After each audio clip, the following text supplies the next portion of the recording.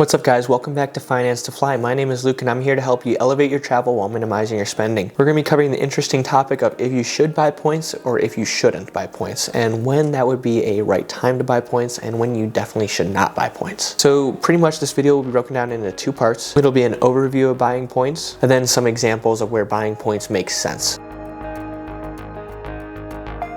So what is buying points? Well, pretty much airlines and hotel programs offer from time to time bonuses of 50, 20%, 100%, 150%, whatever makes sense for the program to buy points at like a 1.88 cent per point rate. For example, say United, you're able to buy points at a discount rate and then take advantage of maybe a more expensive booking by buying points and then book for a more expensive flight than it would be for the cash cost. Either way, buying points stacks your points higher, but you're paying a cash cost for them. When it comes to buying these points, do not do this on speculation. Do not. You will probably lose money because they can devalue these points at any second. Literally, United can wipe out 100% of the value, pretty much devalue to nothing if they wanted to, right? I mean, look at Delta Sky Miles. You could have held them for the last 10 years and guess what? They would have been worth less and less and less every year, right? You want to use your points, you want to earn them and then burn them, right? Especially if you're buying them, buy them that day, pretty much book a flight that day or the next day so that you're making sure you're getting good value for your points. You're not holding these and they become a boat anchor. Obviously though, when you do have a trip looking up and you have to pay a cash rate, I would look at see what bonuses are out there because it does make sense. And especially if you can just buy the points, get deposit in your account, book the flight, don't have to worry about any devaluations happening over the next couple weeks or months or years. And yes, I definitely think it's worth buying these points. Otherwise, don't sit on points for speculation, especially if you bought them. It will lead to you losing money in a boat anchor.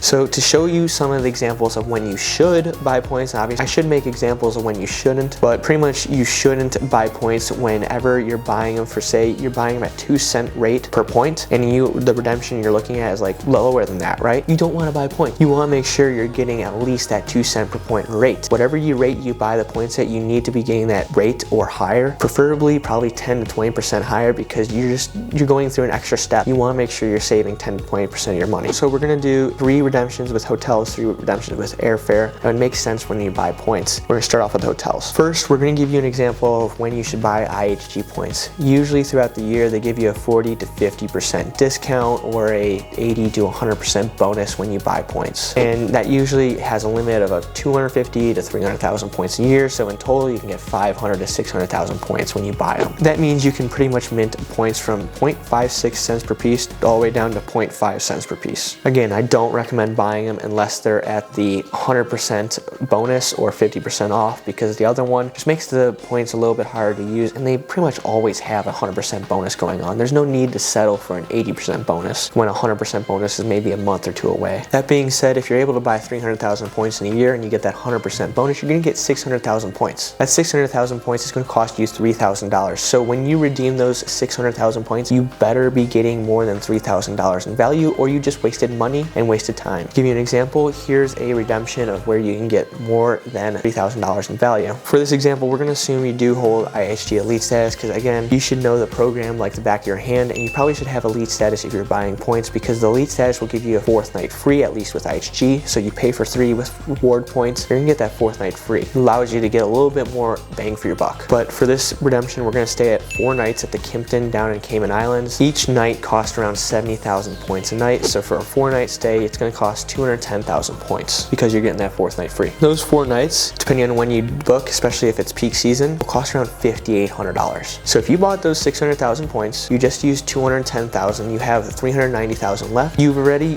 almost doubled the value you bought those points for. So you bought them for 3,000, you're getting $5,800 worth off this hotel, then you still have 390,000 points left over. You see what I mean? You're getting so much more value using those points, but then again, you can obviously have a bad redemption. You can redeem points for less than half a cent per piece or worse. Kind of harder with IHG because they always consistently have around 0.6 cents per piece. Either way, make sure you're getting good value like that. I mean, you could have paid $3,000 and stayed 2 nights down in Kimptons, or you could pay $3,000 for points and you can stay probably like almost 12 nights, 10 nights, something like that, right? That's where it makes sense. Next example for hotels, we're going to be giving you an example of buying Hilton points. Pretty much same thing as IHG, except instead of 4th night free, you get 5th night free. I think you can limit out at 240 440,000 points purchased. So if with 100% bonus, you're gonna get 480,000 points. And that's gonna cost you $2,400. We're gonna assume you have elite status, because I really recommend you having elite status, because that 5th night free just gives you so much bang for your buck, especially if you're paying for points. It just increases that value that you're getting, which makes it even easier to find a good redemption when you have to pay for your points and then book a hotel. So for the hotel we're booking, it's the Conrad in Fort Lauderdale, 95,000 points a night, or 380,000 points for a 5-night stay. That same 5-night stay is gonna cost you around $4,000. If you bought those 480,000 points, you're gonna end up with 85,000 points left over, and you're gonna get about $1,600 in extra value because you bought those points. That's why you use that 5th night free, because you're getting that extra $600-800 in value that you wouldn't normally get if you just paid for 4. Lastly, for the hotels, we're gonna look at buying Marriott points. This is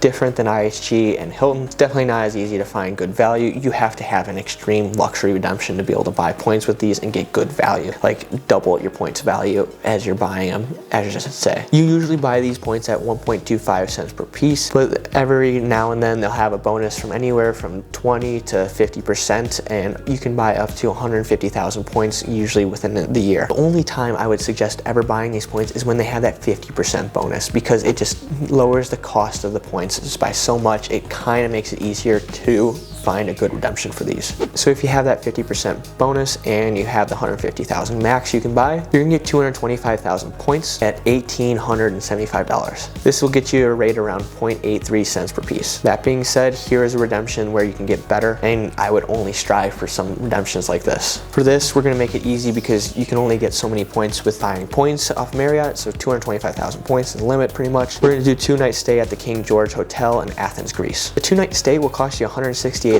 points, which will leave you with 57,000 points left over. In total, that same 2-night stay is gonna cost you $2,200, meaning you get those 57,000 extra points left over, and then you get an extra $327 in value. Obviously, you see the margins in Marriott are just not as big as Hilton and IHG, but still there. You just saved $327 because there was the best bonus you can get out there available.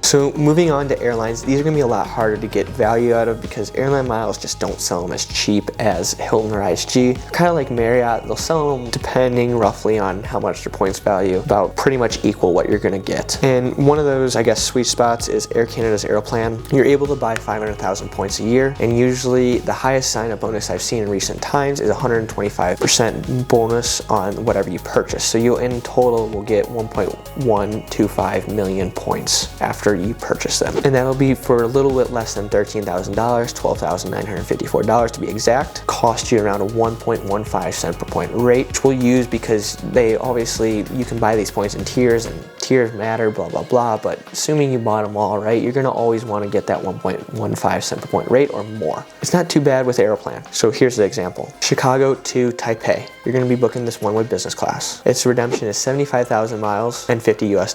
That same flight costs you $3,687, which will give you a cent per point rate of 4.84 cents per point. That means you essentially bought this one-way ticket for $1,125. And if you're wondering about round trip, because round trip usually adds more point cost than cash cost, the round trip for this ticket would be $5,671, which means you would be buying this round trip ticket for $2,250 instead of that over $5,600 cash price that you would have to pay. You just would have to find the award availability, book the trip with points that you purchased, and make sure that you're having the best bonus when you book this trip. So a lot of things have to align in order to make sure you get the best value. Next, we're gonna be buying United Miles. United Miles have bonuses all the time, 90%, 100% bonuses. You can buy 100,000 points per year, and with 100% bonus, you can buy 200,000 points for 1.88 cents per piece. This will cost you a net $3,762 too, by the way. So yes, you're paying $3,700 for these 200,000 points. It's much harder to get the value out of these United Miles, but there's really good value when you book using the excursionist perk, which I'll explain in a second. So the excursionist perk, it is included in a round trip itinerary. Pretty much, to give you an example, you got a bunch of zones throughout the world. Say you book a flight from the US to Europe, and then you can book a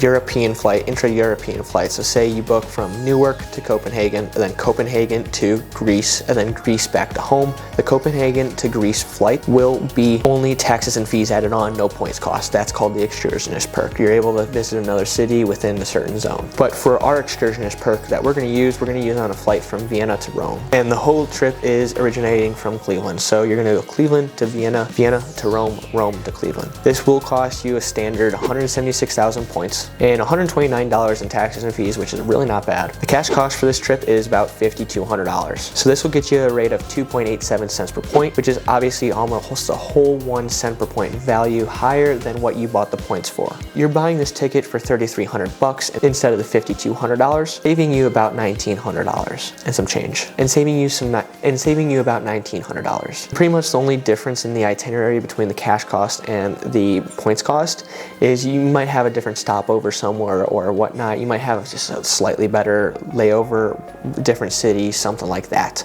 It's not that big of a deal, especially when you're saving $1,900. This last points redemption we're going to look at for buying points is going to be through Alaska. From time to time, they have bonuses of 50% to 70% bonuses on top of the 100,000 miles you can max purchase per year. So in max, you can get about 170,000 miles, but we're going to say 160 because the 170,000 really just doesn't show up that often. So for 160,000 miles, you're paid just under $3,000, or you'll get a 1.85 cent per point rate. That's a pretty good rate, especially when you're trying to find business class flights, because Alaska has good award availability because they have a award chart. And for this ticket, we're going to be flying LAX to Madrid direct on Iberia's business class. This will cost you 70,000 miles and $19. The nice taxes and fees, very low. But for this same one-way ticket, it's going to cost you around $4,433 one way, or if it's round trip, it's just around $4,000. Assuming you book that round trip, it's going to cost you $140,000 and $38 in taxes and fees, because you're just doubling the one-way ticket price. Makes sense, right? And you already used those points that you purchased. You're going to be using those points at a 2.83 cent per point rate for the round trip ticket, which is better than the 1.85 cent per point value you bought them for. This means that the flight's only going to cost you around $2,600 instead of the whole full $4,000 price tag of this ticket. It's a nice savings of about $1,400, especially on this round trip business class ticket.